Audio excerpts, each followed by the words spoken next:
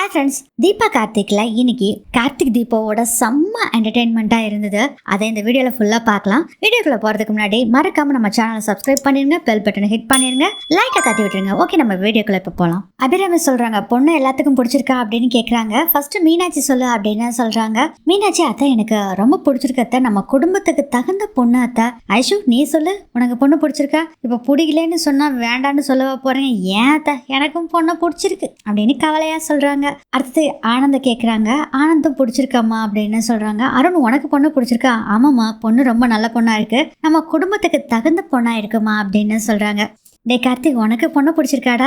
பிடிச்சிருக்குதுமா அப்படின்னு சொல்றாரு கார்த்திக். ஆனந்த் சொல்றாரு, பொண்ணு நல்லா பாடுன்னு கேள்விப்பட்டேன், பாடுவாங்களா அப்படின்னு சொன்னோன்னே மைத்திலி சொல்றாங்க, எங்க வீட்டு பொண்ணு சாமி பாட்டு, கர்நாடக சங்கீதம் முதல் கொண்டு எல்லா பாட்டுமே நல்லா பாடுவாங்க, நிறைய வின் பண்ணிருக்காங்க போட்டியில எல்லாம் அப்படின்னு சொல்றாங்க. எங்க ஒரு பாட்டு பாடுங்க பாக்கலாம் அப்படின்னு சொன்னோன்னே தீபா பாட்டு பாடுறாங்க. எல்லாரும் ரசிச்சு கேக்குறாங்க. பாட்டு முடிச்சோன்னு எல்லாரும் கை தட்டுறாங்க. சரி கார்த்திக், உனக்கு பொண்ணு பிடிச்சிருக்குல? பிடிச்சிருக்குமா.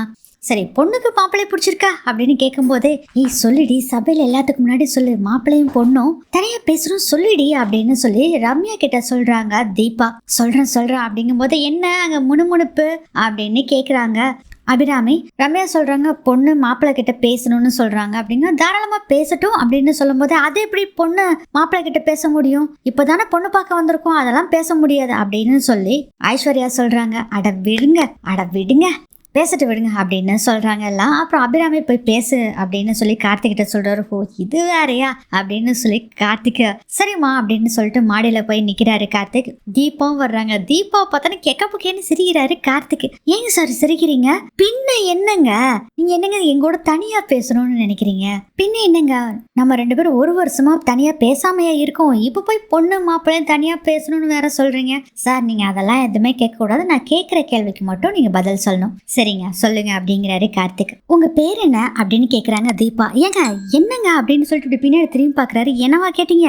ஆமாங்க சார், உங்க பேர் என்ன சொல்லுங்க. ஏன் என் பேர் உங்களுக்கு தெரியாதா? சார் ப்ளீஸ் சார், நான் கேட்டதுக்கு மட்டும் பதில் சொல்லுங்க. உங்க பேர் என்ன? கார்த்திகேயன், வீட்டுல செல்லமா கார்த்திக்னு கூப்பிடுவாங்க.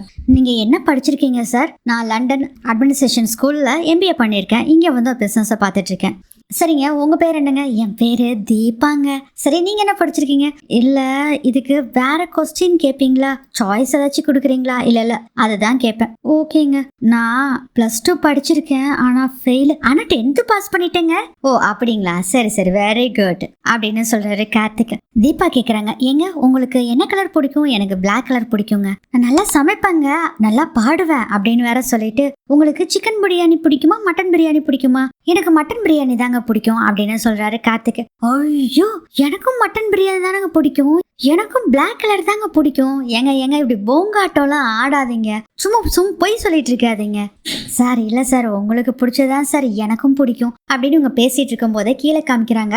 என்னடா அது, பேச போனவங்க இன்னும் காணாமே அப்படின்னு ஒரு பக்கம் ரம்யா இருக்காங்க, இன்னொரு பக்கம் ஐஸ்வர்யா சொல்றாங்க, என்னமோ புதுசா கல்யாணம் ஆனவங்க மாதிரி போய் இவ்வளவு நேரம் உட்காந்து பேசிக்கிட்டு இருக்காங்க, இதெல்லாம் ஓவரா இல்லையா அத்தை அப்படின்னு சொல்றாங்க. ஏ ஐஷு, கொஞ்சம் பேசாம இரு. மைதிலி கேக்குறாங்க ரம்யா கிட்ட ஆமா, நான் மீனாட்சி ரூமுக்கு போனப்போ நீயும் தீபாவும் என்னமோ பேசிட்டு இருந்தீங்களா, என்னது?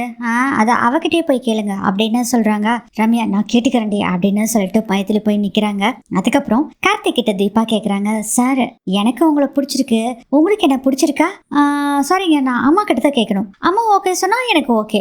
அம்மா ஓகே சொல்லிட்டா நான் லவ் பண்ணுவீங்களா சார்? இங்க பாருங்க, கீழே எல்லாம் வெயிட் பண்ணிட்டு இருக்காங்க, அம்மா என்ன தேடுவாங்க, வாங்க போலாம் அப்படின்னு சொல்லிட்டு கார்த்திக் கடன்னு கீழே வர்றாரு. இருங்க நானும் வரேன் அப்படின்னு தீபாவும் கீழே வர்றாங்க. அபிராமி கேக்குறாங்க, பொண்ணு உனக்கு மாப்பிள்ளை பிடிச்சிருக்கா அப்படின்னு வைக்கப்பட்டு கொஞ்ச நேரம் குனிஞ்சு யோசனை பண்ணிட்டு பிடிச்சிருக்கு அப்படின்னு சொல்றாங்க. டே கார்த்திக், பொண்ணு பிடிச்சிருக்கா? மா உங்களுக்கு பிடிச்சிருக்கா? ரொம்ப பிடிச்சிருக்குடா, அப்ப எனக்கும் பிடிச்சிருக்குமா அப்படின்னு சொல்றாங்க. அபிராமி சொல்றாங்க, அதுக்கப்புறம் என்ன, தாம்பூலத்தை மாத்திக்கலாம் அப்படின்னு சொல்லிட்டு தாம்பூல தட்டை மாத்திக்கிறாங்க. இதெல்லாம் பார்த்துட்டு பயங்கர காண்டில இருக்காங்க ரம்யா. தாம்பூல தட்டை மாட்டணும்னே போட்டோ எடுக்கணும்னு ஆசைப்படுறாங்க தீபா. கார்த்திக் சார் வரீங்களா, போட்டோ எடுத்துக்கலாங்கிறாங்க. தாராளமா வர்றாங்க அப்படிங்கிறாரு கார்த்திக். அம்மோ இந்த போன்ல போட்டோ எடுக்கிறியா அப்படிங்கிறாங்க. சரின்னு சொல்லி ஒரு இடத்துக்கு போறாங்க இவங்க 3 பேரும். ஆனா அந்த ரம்யா என்ன பண்றாங்கன்னா, அவங்க போன்ல போட்டோ எடுக்கிறாங்க. ரம்யா, என்னோட போன் எங்க? என்னோடதுல எடுவேன். இல்ல இதே நல்லா இருக்கு தீபா, இதுலயே எடுக்கலாம் அப்படின்னு சொல்லிட்டு வளைஞ்சு போட்டோ எடுக்கிறாங்க. அப்போ கார்த்திக் தோல் மேல கை போடணும்னு சொல்லி விரும்புறாங்க தீபா. கார்த்திக்கும் தீபா தோல்ல கையை போட்டு போட்டோ எடுக்க சொல்றாங்க. அதெல்லாம் பயங்கர எரிச்சலா இருக்கு ரம்யாக்கு. இருந்தாலும் எப்படியாச்சும் அவங்கள பிரிச்சிருவாண்டா அப்படின்னு சொல்லி மனசுக்குள்ள நினைச்சுக்கிட்டு போட்டோவை எடுக்கிறாங்க. போட்டோ எடுத்து முடிச்சோடனே அப்புறம் ஹாலுக்கு வர்றாங்க. அம்மு அதை சொல்லு, எதடி சொல்ற? அதான் பிரிச்சு வைக்கிறது. ஆஹா, இது எப்படி நான் மறந்தேன் அப்படின்னு சொல்லிட்டு பிரிச்சு வைக்க தானே சொல்ற, வாழ்நாள் முழுதும் அவங்க 2 பேர்த்தையும் பிரிச்சு வைக்கிறேன் பாருடி அப்படின்னு மனசுக்குள்ள நினைச்சுக்கிட்டு, ஆண்டி பொண்ணு மாப்பிள்ள 2 பேரும் கல்யாணம் நடக்கிற வரைக்கும் தனித்தனியா பிரிஞ்சிருக்கணும்ல அப்படின்னு சொல்றாங்க.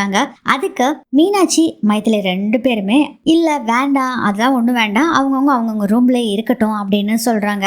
அபிராமி சொல்றாங்க, அவ சொல்றதும் கரெக்ட் தான், பொண்ணு மாப்பிள்ள 2 பேர் தனித்தனியா கல்யாணம் வரலும் பிரிஞ்சிருக்கட்டும் அப்படின்னு சொல்லிட்டு கல்யாணம் முடிகிற வரைக்கும் மீனாட்சியோட ரூம்ல தீபா படுத்துக்கிட்டும், ஆனந்த் நீ கார்த்திக் ரூம்ல படுத்துக்கோ அப்படிங்கிறாங்க. ஓகேமா அப்படின்னு சொல்லிடுறாங்க. அதுக்கப்புறம் எல்லாருமே அங்கிருந்து போறாங்க. அப்போ தீபா மட்டும் அப்படியே திரும்பி கார்த்திகை பாக்குறாங்க. ஸ்டெப்ஸ் மேல ஏற போன கார்த்திக் அப்படியே தீபாவை பார்த்து சிரிச்சுட்டு போறாங்க. அதுக்கப்புறம் தீபா மீனாட்சி 2 பேரும் பேசிட்டு இருக்காங்க. தீபா அவ்வளோ நேரம் நீங்க பேசிக்கிட்டு இருந்தீங்களே, அப்படி என்னதான் தீபா பேசுனீங்க? அக்கா அதெல்லாம் சொல்ல மாட்டேன், சீக்ரெட் அப்படின்னு சொல்றாங்க தீபா. போங்கக்கா, இதெல்லாம் போய் கேட்டுக்கிட்டு ஏன் சொல்ல முடியாத அளவுக்கு பேசுனீங்களா? கொஞ்சம் சென்சார் பண்ணி தான் பேச. அக்கா அப்படிலாம் ஒன்றும் பேசலக்கா, உங்க பேர் என்ன பிடிக்கும் அது மாதிரி தான் பேசிக்கிட்டு இருந்தோங்க்கா அப்படின்னு இவங்க பேசிட்டு இருக்கும்போது செம்ம கடுப்புல மைதிலி வர்றாங்க. நான் அப்பவே சொன்னல தீபா, உன் ஃப்ரெண்டு உன்னை ஏமாத்துறதுக்காக தான் இதெல்லாம் பண்ணிட்டு இருக்கான்னு பாரு, உன்னையும் கார்த்திகையும் பிரிச்சு வச்சுட்டாங்க பாரு. அண்ணி நான் தான் அண்ணி அவளை பேச சொன்னேன். என்ன தீபா சொல்ற?